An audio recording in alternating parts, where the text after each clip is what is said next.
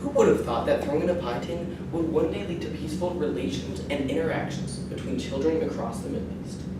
This may seem utterly outrageous, but it is in fact just what the sport of Ultimate Frisbee has done. Ultimate Frisbee began on a college campus with pie tins and is now being considered as a 2024 Summer Olympic sport.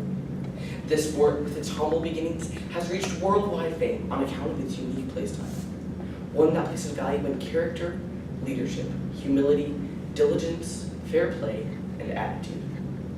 I have been throwing a disc for as long as I can remember because my dad has always loved Frisbee. For me, it was love at first play. Today, I'd like to share with you my love of this sport.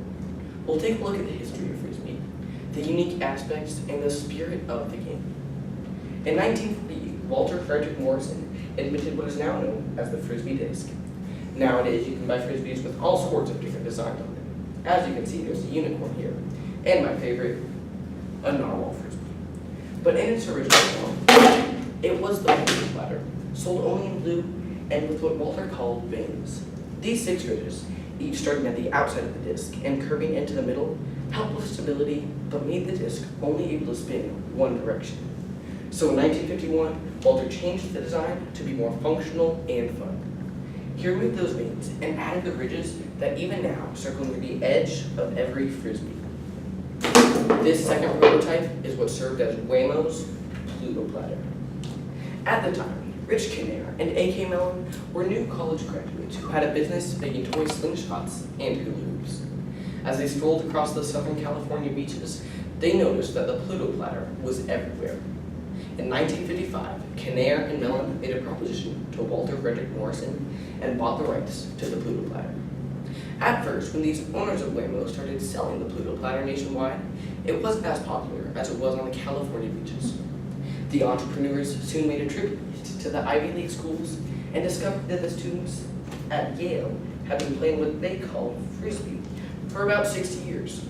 The students would often treat themselves to a pie from Frisbee's bakery and bring back the pie tin to throw at each other. Eventually, the whole campus knew that when someone screamed, "Frisbee!" it meant that there was a flying piece of metal in the air. This sport was slightly dangerous, but quite exciting. After seeing this amazing game, Kinnear and Mellon then changed the name of the Pluto platter to the Frisbee. Apparently, people had heard of Yale's pie tin throwing because it began to sell everywhere. Joel Silver, a college student and Frisbee enthusiast, first introduced the idea of Ultimate Frisbee, or Ultimate for short, to the board of Columbia High School in Maplewood, New Jersey in 1968. The board was quite pleased with the idea of this game, and on November 7th, 1970, the first official high school Ultimate game was played. Columbia High School took on Melbourne High School and won 43-10. The first college game was played between Rutgers and Princeton. Rutgers ended up winning the game 29-27. The first organized tournament, the National Collegiate Championships, was played 3 years later. In 1983, the first adult tournament occurred in Gothenburg, Sweden, and 18 years after that, Ultimate became a medal sport in Japan's World Games. Now, there are more than 100,000 players worldwide. Whether throwing a disc between friends or playing a full game of Ultimate, the Frisbee offers something unique. With the sedentary lifestyle and tendencies toward obesity running rampant in American teens, I believe Frisbee playing needs to be promoted more heavily in all our schools. It's the cheapest organized sport around. It's a sport for everyone, and valuable communication skills are learned through the playing of Ultimate. All that's needed for play is a 12-wire disc and a semi-flat surface. A grassy area or parking lot will suffice. Then you grab some friends and have fun. The 40 by 120 airfields are usually marked off with cones, but any object will do to define the boundaries. I've used shoes, bags, hats, and even more Frisbees. We play pickup Ultimate with any number of players, but an official game is played with 7 members of a team on one side with the same amount on the other. The game is simple and the needed skills are easy to learn. Ultimate is also a very accepting community, so anyone, regardless of skill level, is welcome. It's a great sport that even the not-so-athletic can enjoy, and with there being only 3 positions, it's easy to learn. The offense has the handlers and the cutters, those who throw the disc and those who catch it. On defense, all players are marks, guarding their opponent. The rules are simple. If you're holding the disc, you can't move and must throw it to a teammate before 10 seconds is up. If the disc is dropped, it goes to the other team. The object is to score points by throwing the disc down the field and into the end zone. The needed skills in Ultimate are running and learning the 4 basic throws. First, the iconic backhand, the throw we all know. Hold the Frisbee with your thumb on top and your 4 other fingers beneath it. After that, you'll step out, swing your arm forward, and snap your wrist. The flick, also called the forehand, is a throw done by pinching the Frisbee between 2 different sets of your fingers. One side of the rim is held by your index and middle finger, while the other side is held by your pinky and 4th finger. The thumb on top is for extra grip and stability. With the disc gripped perfectly, step out, swing your arm forward, and flick your wrist. The next throw is the hammer, and this throw is a little tricky. Hold the Frisbee above your head and then throw it at a slight slant so that it turns upside down in midair. The hammer is much easier when throwing it farther because it has more time to turn upside down. The last throw is the screw. This throw is quite similar to the hammer, except instead of coming from over your head, it comes from your shoulder. Each of these throws are used to get past different defensive techniques and get the disc down the field. As you saw, I clearly haven't mastered all of them, but I'm trying to get there. Anyone can master these throws with just a little practice. Why do I consider Ultimate Frisbee one of the greatest sports? It's all about the spirit of the game. This is what separates Frisbee from other competitive team sports. As stated on usaultimate.org, Ultimate relies heavily upon a spirit of sportsmanship that places responsibility for fair play on the player. Highly competitive play is encouraged, but never at the expense of mutual respect among competitors. Adherence to the agreed upon rules are the basic joy of play.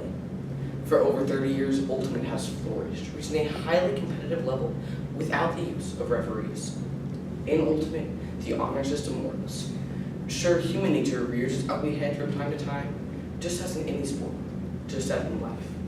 Yet one of the many beauties of Ultimate is how, even amid the most difficult of situations, utmost graciousness is allowed to meet that challenge head on.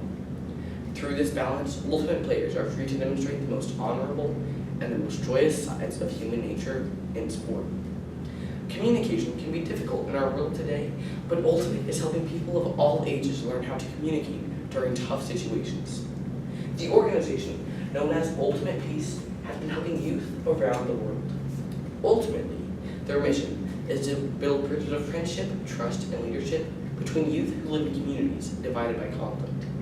Using the values-based sport of Ultimate, they create a team of kids from many different countries and have them play together as one. This is helping children from around the world deal with war, learn communication skills, and even find friendships in the midst of conflict. Ultimate Peace has had a great impact in the Middle East, bringing together Israeli and Palestinian students. This program wants to see thousands of youth who would never otherwise meet due to the conditions of the regional conflicts apply lessons learned in the Ultimate Peace program and work together to create a brighter future. Yasmin, a Palestinian from Israel, said, "I am now on teams with Jewish friends. In fact, one of my best friends now is a 17-year-old Jewish girl named Roz.